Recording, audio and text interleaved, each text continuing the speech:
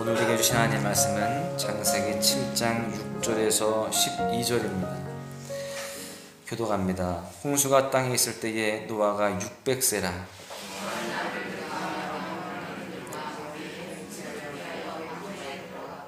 정결한 짐승과 부정한 짐승과 새와 땅에 기는 모든 것은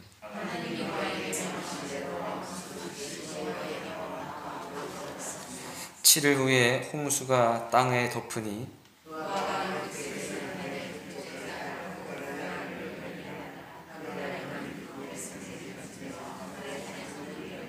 40주야를 비가 땅에 쏟아졌더라. 아멘. 할렐루야. 오늘도 이 새벽에 주님과 함께하며 주님께 모든 것들을 아뢰고 의지하는 여러분들 모두에게 하나님께 늘 동행하여 주시고 은혜 위에 은혜를 덧입혀 주실 줄로 믿습니다. 이제 드디어 하나님의 홍수 심판이 임하게 됩니다.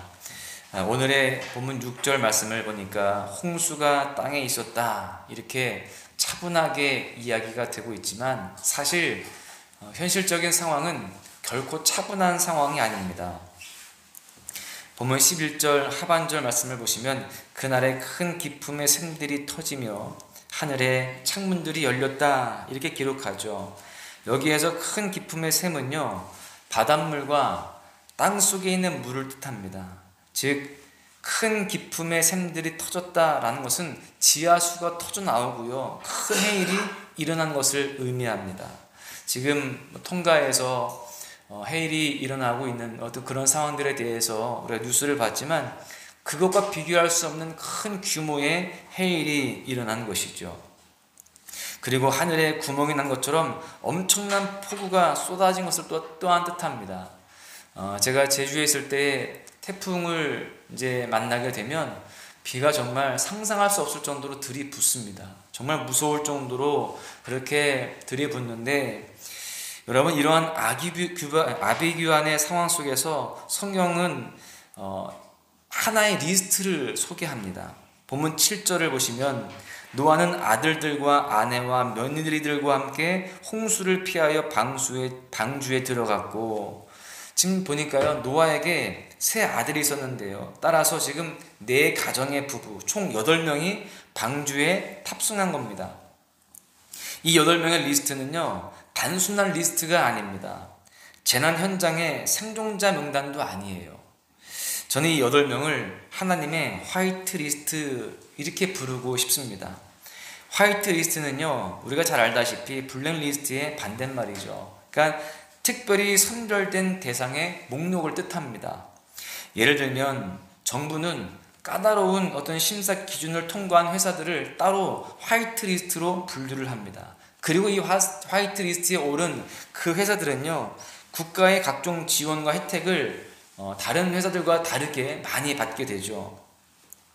이 본문의 노아와 또 자녀들의 가정은요, 그야말로 까다로운 심사 기준을 잘 통과한 그러한 가정이라고 볼 수 있습니다. 하나님 보시기에 경건했던 거예요.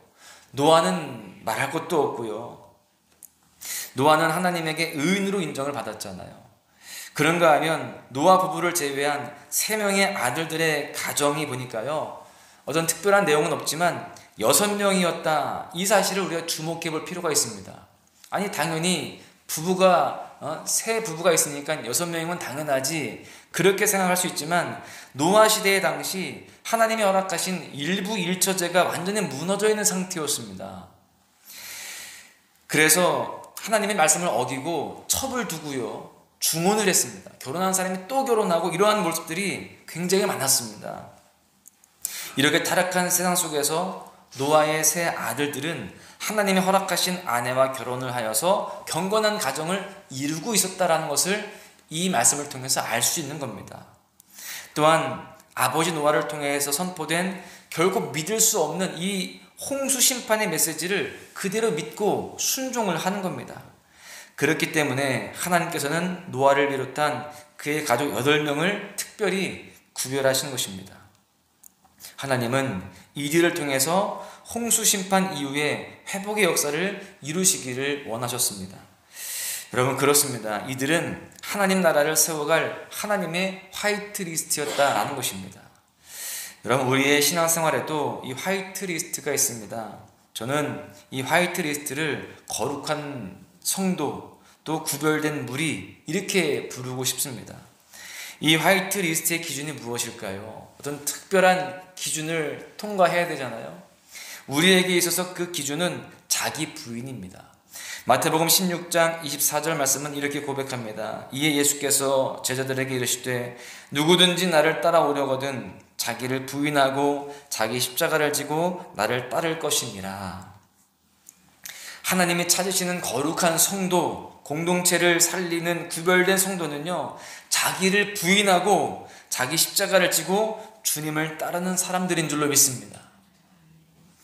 저는 이 자리에 있는 우리 모두가요, 하나님의 화이트 리스트가 되기를 축복합니다. 여러분을 통해서 공동체에 잠든 영혼들이 깨어나고요, 여러분들의 이 기도를 통해서 공동체에 꺼져가는 기도의 불씨가 다시 타오르기를 주님의 이름으로 간절히 축원합니다. 이처럼 하나님께서는요, 당신의 화이트 리스트를 통해서 무너진 공동체의 신앙을 회복하십니다. 우리는 오늘 본문의 말씀을 통해서 공동체의 신앙을 회복하는 그 원리 두 가지를 깨달을 수 있는데요. 하나는 신앙의 회복은 선택이 아닌 결정이다라는 겁니다. 오늘 본문의 말씀에 이 홍수 심판이 지금 진행되는 것을 볼 수 있는데, 인간이 상상할 수 없는 재앙입니다. 이 자연의 힘은 정말 우리가 감당할 수가 없습니다. 제가 예전에 한 17년 전 정도 전에 제주에서 태풍을 만난 적이 있습니다. 안방 유리창이 태풍의 바람에 다 깨지더라고요. 그렇게 깨지고 나니까 그 이후로는 손을 쓸 수가 없습니다. 물이 차서 재를 입는 게 아니고요, 그냥 깨지니까 바람에 비가 다 들이쳐가지고 그냥 다 수해를 입는 겁니다. 그만했으면 좋겠다라고 해서 그만 멈추는 게 아니더라고요. 이 자연재해는 어떻게 할 수가 없습니다. 상상할 수가 없어요. 인간의 힘으로는 도저히 감당이 안 된다는 겁니다. 그런 이 홍수 심판 속에서 방주의 탑승은 이 해도 되고 안 해도 되는 선택의 대상이 아닙니다. 이 방주의 탑승은 선택을 넘어서서 이 무조건적인 결정입니다. 선택과 결정 같은 거 아니냐라고 할 수 있지만 좀 다릅니다. 선택은 지적인 판단과 감정적인 선호에 그칩니다. 그러나 결정은 지적인 판단과 감정적인 선호에 의지적인 결단이 추가가 되는 겁니다. 오늘 본문의 말씀에 이 리스트 한 사람 한 사람은 하나님이 사전에 예고하신 홍수 심판을 단순히 인정하는 것으로 끝나지 않습니다. 하나님의 말씀에 순종해야 된다, 이런 이해로 끝나지 않았다는 거예요. 거기서 한 걸음 더 나아가죠. 자신들의 잘못을 인정하고 회개하기로 결단합니다. 하나님의 말씀에 순종해야 함을 깨닫고 실제로 실천하기로 결단한 것이죠. 여러분, 혹시 신앙생활을 오래 했는데 늘 제자리인 것 같다라고 느껴지시는 분들이 계십니까? 아니면 예전에 비해서 내가 신앙이 좀 퇴보했다라고 여겨지시는 분들이 계십니까? 여러분, 하나님을 향해서 뜨겁게 기도하면서 눈물로 밤을 지새웠던 때가 언제였는지를 한번 돌이켜 보시기를 바랍니다. 이제 많은 사람들이 기도의 골방을 찾기보다는요, 카카오 채팅방을 더 찾는 모습들이 얼마나 많은지 몰라요. 유튜브 채널을 보고 있는 거예요. 기도의 채널이 아니라 유튜브 채널을 열어보고 있어요. 여러분, 이러한 모습 속에서 우리는 점점 신앙이 약해져 가고 있고 영적으로 힘을 잃어가고 있는 모습들이 있다는 것입니다. 여러분, 반드시 기억하십시오. 신앙의 회복은 선택이 아닌 결정에서부터 시작이 되는 겁니다. 내가 신앙생활 잘하려면, 영적으로 뜨거우려면 그렇게 해야지, 이런 정도의 선택이 아니라 결정을 해야 되는 거예요. 내가 이제 새벽제단을 더 잘 쌓으리라, 내가 하루에 몇 시간 정도 기도하리라, 내가 어떻게 살아가리라, 그런 결정 속에서 순종해야 됩니다. 신앙의 회복은 이해가 아닌 순종에서부터 시작이 된다는 것을 우리는 잊으면 안 되는 거예요. 하나님은 지금도 우리가 결단하기를 원하십니다. 그래서 하나님은 오늘도 우리 인생에 있어서 전환점이 되시기를 원하시는 것이죠. 여러분, 예전부터 하나님 앞에 거룩한 부담감이 있는 것들이 있으십니까? 그렇다면 더 이상 미루지 말고 순종하시기를 축복합니다. 하나님께서 예배의 자리로 더 나오라는 그런 마음을 주시고 기도의 자리에 더 나올 것을 마음을 주신다라고 한다면 우리가 그 말씀에 결정하고 순종해야 할 줄로 믿습니다. 그럴 때 하나님께서 우리의 신앙을 더욱더 회복시켜 주시고요.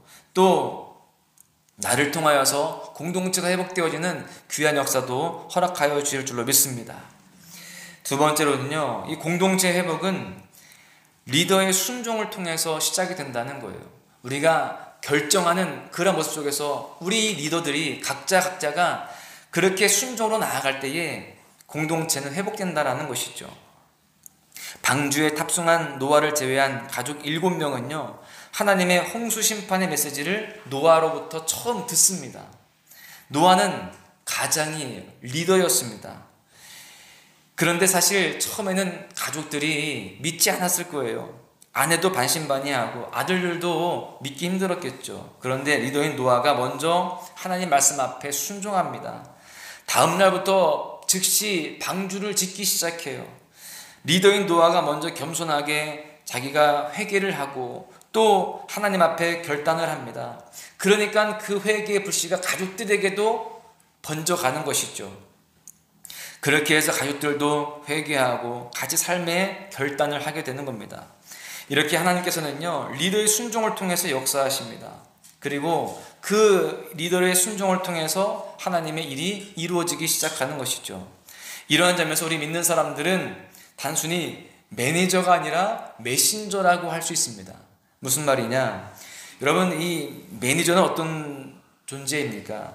나의 힘과 능력으로 다른 사람을 다스리고 통제하는 역할을 합니다. 그런가 하면 메신저는요 하나님의 마음을 삶을 통해서 흘려보내는 모습이에요. 우리 성도들은 그렇게 매니저가 아니라 메신저가 되어야 됩니다. 먼저 우리가 기도하면서 눈물을 흘릴 때에 또 우리 주변에 있는 많은 사람들이 함께 기도하며 나아가게 되는 것입니다. 리더가 자신의 허물을 회개하고 용서를 구할 때에 다른 사람들도 회개의 불씨가 일어나게 되는 것이죠. 만약에 여러분들 스스로가 나는 리더다라고 생각하십니까? 사실 이런 이야기하면 목사님이 잘하면 되겠네요, 이렇게 생각할 수 있어요. 그런데 그렇게 생각하면 안 됩니다. 우리는 하나님의 말씀에 대해서 이건 누가 들어야 할 말씀이고 이거는 누가 더 잘해야 되는 거네, 이렇게 생각하면 절대 잘못된 모습입니다.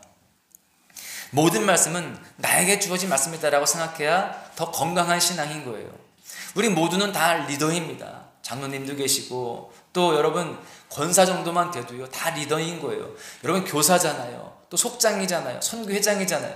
아니면 집에서 가장이고 또 그 누군가에게는 먼저 믿은 사람으로서 영적 리더인 것입니다. 우리 모두는 다 리더라는 거예요.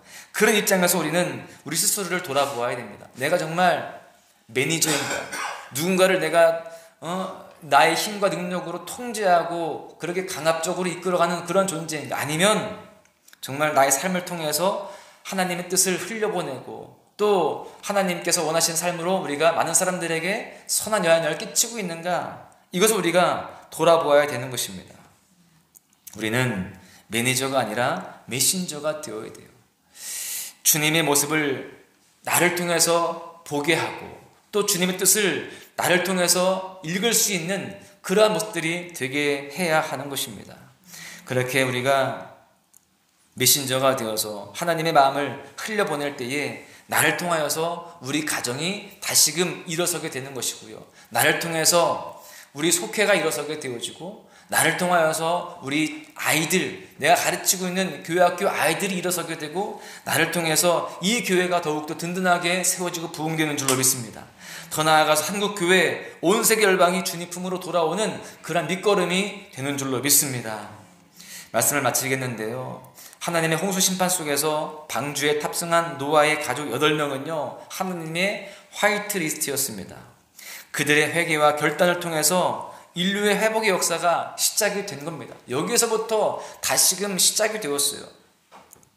오늘의 본문 말씀이 우리에게 말하는 신앙의 회복 2가지 원리는 이와 같습니다. 첫째로 신앙의 회복은 선택이 아닌 결정이다라는 것이죠.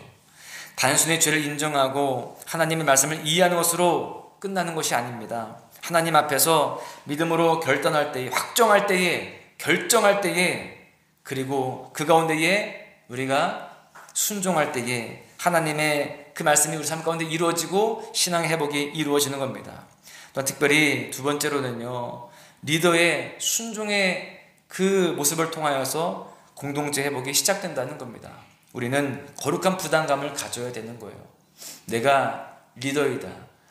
나를 통하여서 많은 사람들이 신앙이 회복될 수 있다. 많은 사람들이 날 주목하고 있다. 이런 마음을 가지고 하루하루 매 순간 살아가야 할 줄로 믿습니다. 누구만 잘하면 되겠네. 이게 아니라 내가 리더가 되어서, 내가 그렇게 모범이 되어서, 내가 그렇게 선한 영향을 끼칠 수 있는 모습들이 되어져야 됩니다. 그럴 때에 우리가 정말 하나님의 뜻을 이루어가고 나를 통하여서 많은 공동체를 살릴 수 있는 귀한 삶이 되게 되는 줄로 믿습니다. 그러한 모습으로 귀하게 쓰임받고 승리하시기를 주님의 이름으로 간절히 축원합니다.